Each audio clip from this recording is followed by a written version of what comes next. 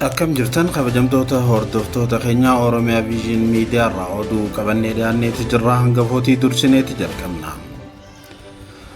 Raayyaan ittisa biyyaa yaalii haleellaa qindoomina faannoo fi waraana bilisummaa Oromoo Wallaggaa Bahaatti raawwatame guutumaan guututti fashalsiise jedhe. Maqaa sabboonummaatiin uummata irratti yakka raawwachaa jiru jedhe raayyaan ittisa biyyaa. Magaalaan Dirree Dhawaa yeroo ho'aa guddaan qoramaa jirtu kanatti rakkoon bishaanii mudate jireenyatti ulfeessuu jiraattonni magaalattii dubbatan.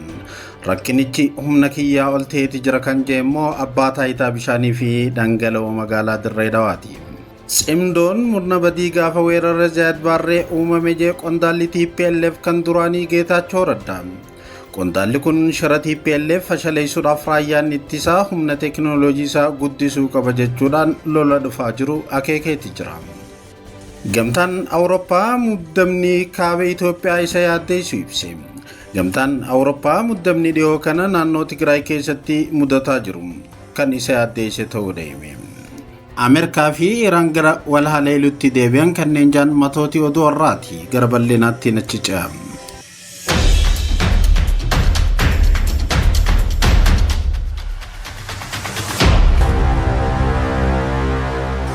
Raayyaan ittisa biyyaa yaalii haleellaa qindoomina faannoo fi waraana bilisummaa Oromoo Wallaggaa Bahaatti raawwatame jeen guutumaan guututti fashaleessuu beeksise.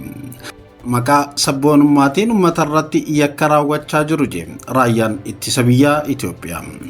Raayyaan ittisa biyyaa Itoophiyaa loltoonni hidhattoota faannoo kan inni garee finxaaleeyyii jedhee yaamuu fi waraanni bilisummaa Oromoo kan inni garee shororkeessaa shanee jedhee yaame Oromiyaa godina Wallaggaa Bahaatti humnoota mootummaa irratti yaalii haleellaa qindaa'aa raawwatanis tarkaanfichi osoo hin milkaa'in hafeera jechuudhaan beeksise. Ibsa waxabajjii 25 baasen raayyaan ittisa biyyaa ajajaan ajaja giddugaleessaa Leetanaal Jeneraal Zawuduu Balay diviiziyoonii Xaanaa kan Wallaggaa Bahaa keessa qubatee jiru raawwii hojii waraana isaa gamaaggamuudhaaf daawwataniiti jiru. Akka gabaasa raayyaa ittisaatti diviiziyoonni Xaanaa godinicha keessatti gareewwan finxaaleeyyii fi garee shororkeessaa shanee jedhee yaame irratti duula gaggeessaa tureeti jira. Leetanaal Jeneraal Zawuduun daawwannichaan gareen finxaaleeyyii hawaasa gowwoomsuu fi ajandaa babal'ifannaa lallabuudhaan ergama abbootii qabeenyaa isaanii galmaan ga'uudhaaf burjaaja'aa jira erga jaaniin booda tarkaanfiiwwan waraanaa dhiyeenya kana fudhatamaniin garee kanarratti raayyaan ittisaa miidhaa guddaa geessiseeti jira jechuudhaan hime.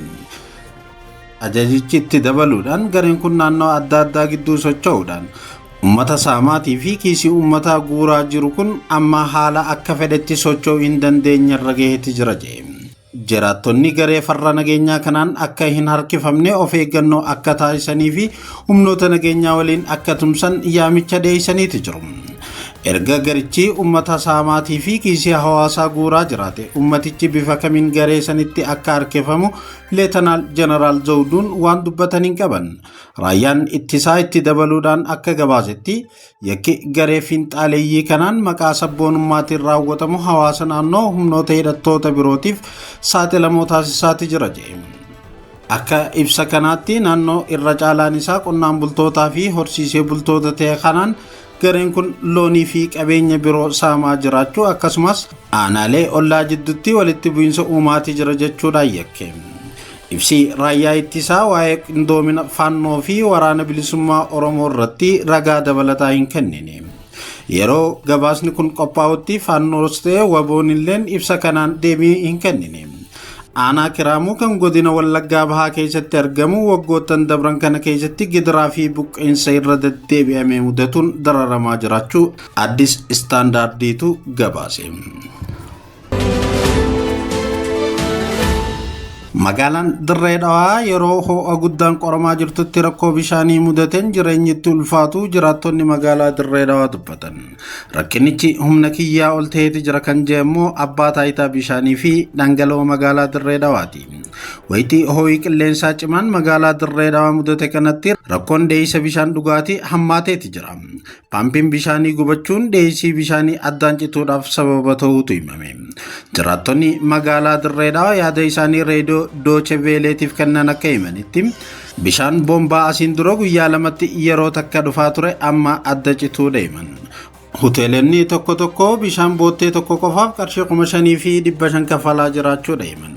Rakkoon jiru dhugaa ta'uu kan amane abbaan taayitaa bishaanii fi dhangala'oo magaalaa Dirree Dhawaa sababni rakkoo kana addaan cituu elektirikii yeroo ammaa mudachaa jiru ta'uu hime. Hojii gaggeessaa abbaa taayitichaa kan ta'an Injiinar Muhammad Muusaa ibsa kennaniin paampiin bishaanii gubachuun rakkoo kana kan ammeesse yoo ta'u sababni isaa humna ibsaa addaan cituu ta'uu himan. Abbaan taayitichaa rakkoo kanaaf jiraattota dhiifama gaafachuudhaan paampii bishaanii gubate sirreessuudhaaf hojjechaatiin jira jedhe. Haa ta'u malee sababa qilleensa cimaa bubbisaa jiruutiin rakkoon kun yeroo dheeraa itti fufuu danda'a jechuudhaan jiraattonni bishaan qusachuu akka barbaachisu yaadachiisan. Jiraattonni hedduun dhiyeessii bishaanii magaalattii yeroo ammaan tanaa dadhabaa ta'e kanaaf furmaata waaraa akka barbaachisu gaafatan. Abbaan taayitaa bishaanii fi dhangala'oo magaalaa Dirree Dhawaa dhiyeessii fi barbaachisummaan bishaanii kan waliin gitne ta'uu hime. Sandaran ammaas humni ifaa addaan ciccituudhaan paampii bishaanirra balaa geessiseen rakkoon dhiyeessa bishaanii hammaachuu deeme. Injiinar Muhammad Muusaa rakkoon kun humna abbaa taayitaa bishaanii fi dhangala'ootii ol ta'uu ibsuudhaan garuu furmaata waaraa akka barbaachisu himan. Akkasumas jiraattonni bishaan argatan qusachuudhaan itti fayyadamuu akka qaban yaadachiisaniiti jiran. Cimdoon murna badii gaafa weerara Ziyaad Barree uumame jee qondaalli TPLF kan duraanii Geetaachoo Raddaa. Qondaalli kun shira TPLF fashaleessuudhaaf raayyaan ittisaa humna teekinooloojii isaa guddisuu qaba jechuudhaan lola dhufaa jiru akeekeetti jira. Gorsaan muummee ministeera Itoophiyaa dhimma Afrikaa bahaa kan ta'e obbo Geetaachoo Raddaa walga'ii kolleejii raayyaa ittisa biyyaa Itoophiyaa qopheessee irratti yaada kenniteen cimdoon gurmuu siyaasaa qindoomina humnoota gantuu keessoo fi diina alaa seenaa dheeraa qabuun Itoophiyaa irratti ijaarameedha jedhe. Shirri cimdoo har'a maqaa argate malee duraanis Itoophiyaa balbala galaanaa dhabsiisuudhaaf bara 1969 wayita Ziyaad Barreen biyya seenuudhaaf weerara banutti odeeffannoo laachaa fi akka turee fi akkasumas hidhaa haaromsaa guddicha akka hin xumuramneef Masrii waliin shiraatii fi malaammaltummaa raawwachuudhaan biyyattiin gabrummaa dinagdee keessa galchuudhaaf hojjechaa kan ture gurmuu farra Itoophiyaati jedhe Geetaachoo Raddaa. Hidhattoonni TPLF waliigaltee Pirootoriyaa kan mallatteessan dirqama waraanaa keessa kufanii waan turaniif malee fedhii ofiitiin hin turre kan jedhe gorsaan kun warreen kaleessa dafaatii mallatteessaa jaaniin jarjarsiisaa turan har'a himannaa dhiyeessuun isaanii qoosaa guddaa fi gaddisiisaa ta'uu hime. Ammas gareen sun badii dabreerraa barachuu dhiisee daa'imman Tigraay manneen barnootaa irraa ari'uudhaan waraana hamaa biraa qopheessaa jira kan jedhe Geetaachoon. Kanaaf humni raayyaa ittisaa shira garee badii kanaaf fashaleessuudhaaf tarsiimoo teekinooloojii isaa cimsuu fi guddachuu akka qabu himeeti jira. Gamtaan Awurooppaa muddamni dhihoo kana naannoo Tigraay keessatti mudataa jiru kan isa addeesse ta'uu ibse. Jaarmiyaan kun ibsa sanbata kaleessaa miidiyaa hawaasummaa isaatirratti maxxanseen tarkaanfii TPLF balaaleeffateeti jira. Yeroo waraana Tigraayitti Itoophiyaarra qoqqobbii kaa'ee kan ture gamtaan Awurooppaa ji'a lama dura deeggarsa Itoophiyaarraa dhaabee ture deebisuu ibseeti jira. Gamtichi ibsa isaa kaleessaatiin TPLF naannoo Tigraayitti mana maree ofiisaa hundeessuudhaan akkasumas dirqamaan namoota waraanatti guuruu kan kaase yoo ta'u tarkaanfiin sun waliigaltee Pirootoriyaa sadaasa bara 2022 mallattaa'ee kan sarbu ta'uu ibse. Qaamoleen waliigaltee kana mallatteessan mootummaan federaalaatii fi TPLF waliigaltichi guutumaa guututti akka hojiirra ooluuf hatattamaan marii akka eegalan gaafateeti jira. Jaarmiyaan Awurooppaa kun gamtichi nagaa buusuudhaaf jecha jaarsummaa bakka bu'aan gamtaa Afrikaa pirezidaantiin Naayijeeriyaa duraanii Olisaangoo Obasanjoon gaggeessaa jiran guutumatti akka deeggaru ibseeti jira. Beekamtiin seeraan qabu boordii filannoon kan irraa mulqame. TPLF bulchiinsa yeroo mootummaa federaalaatiin filame diiguudhaan mana maree waraana dura ture filannoo injifatee gara aangootti deebise. Koreen giddugaleessaa TPLF ebla dabree mana maree mootummaa naannoo Tigraay kan waggoota 6 dura filatame deebisuu hordofee manni maree kun pirezidaantii duraanii naannichaa Dr. Dabratsiyoon Gabramikaa'el deebisee aangoomse.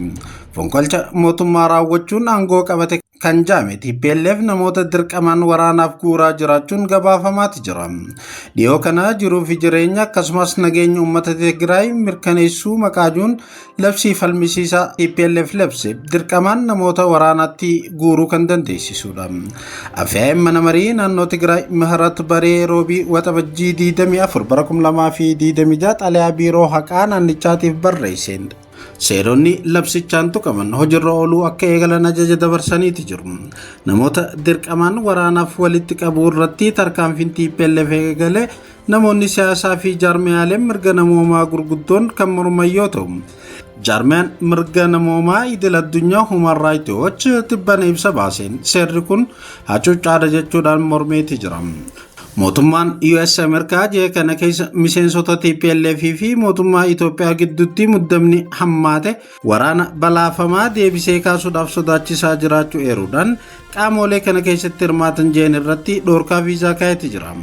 TPLF dhorkaa viizaa Ameerikaan irra keessa kana haqa qabeessaa miti jechuudhaan balaaleeffate. Tarkaanfiin Ameerikaa kun haala qabatamaa fi dhugaa Tigraay ilaalcha keessa kan hin galchinee fi mootummaa federaalaa itti gaafatamaa kan hin goone jechuudhaan qeeqe TPLF.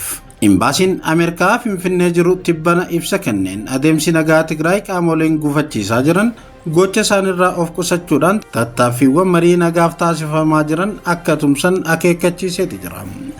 Imbaasichi dureewwan siyaasaa fi dhaabbilee siviilii mariiwwan siyaasaa keessatti hirmaachuu akka qabanii fi waliigalteen Pirooteriyaa walitti bu'insa waraana furuudhaaf mallatteeffame guutumatti hojiirra ooluu akka qabu irra deebi'uudhaan akeekkachiise.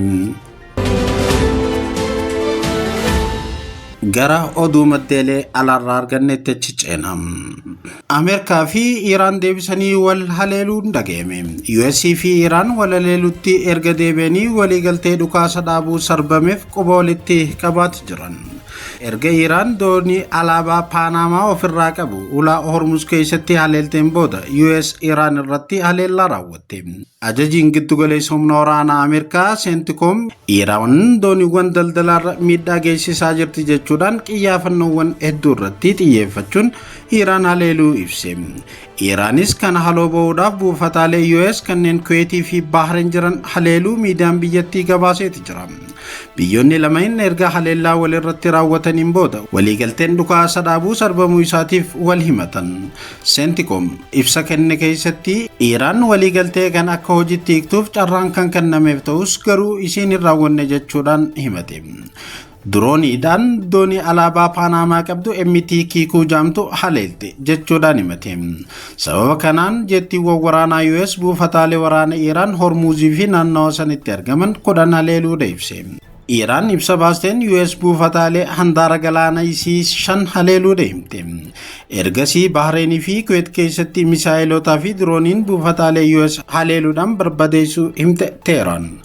US fi Iraan jaarsummaa Paakistaaniin waraana dhaabuudhaaf erga waliigaltee walhubannoo mallatteessaniin booda Switzerlanditti marii jalqabaa kan gaggeessan yoo ta'u, mariin sunis bu'aa abdachiisaa fiduu ibsaati turan. Akkaataa waliigaltee haaraa kanaan dhukaasni guyyoota 60 ni dhaabbata. Ulaan Hormuz dooniiwwan daldalaaf banaadha ta'a. Amma garuu biyyoonni lameen waliigaltee kana sarbuudhaan wal haleelutti deebi'aniiti jiran jechuudhaan BBCtu gabaase. Egaa kabajamtoota hordoftoota keenyaa oduun har'aaf qabannee dhiyaanne kanaaf fakkaata. Oromiyaa Vision Media subscribe, like, share godhuudhaan nu cinaa dhaabbadhaa jecha nageedhaan.